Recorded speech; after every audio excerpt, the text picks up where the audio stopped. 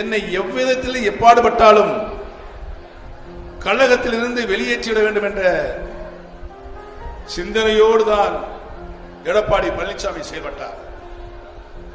பத்திரிகை துறையை நடத்தி கொண்டிருக்கின்றவர்களுக்கு, தொலைக்காட்சியை நடத்தி கொண்டிருக்க நன்றாகவே தெரியும்.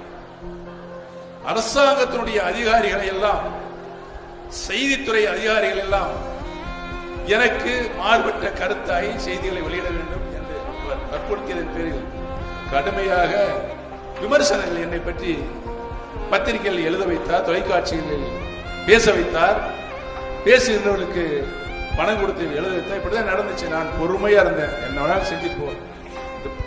ஆட்சியை ஓட்டு போட்டு காப்பாத்திருக்கிறேன். மீண்டும் எந்த பிரச்சனைக்கும் நான் உள்ளே போய்விடக் கூடாது என்பதை மட்டும் மனதில் வைத்து 4.5 ஆண்டு காலம் பொறுமையாக காத்திருந்தேன். பொறுமை காத்தோம்.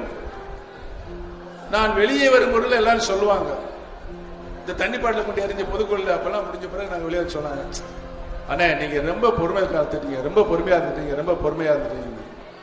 புரட்சி தலைவரும் புரட்சி தலைவர் மாண்புமிகு அம்மாவும் 50 ஆண்டு காலம் இந்த இயக்கத்தை வளர்த்தெடுப்பதற்கு தன்னுடைய இரத்தம் சிந்திருக்கின்றார்கள், உயிரையே கொடுத்திருக்கிறார்கள்.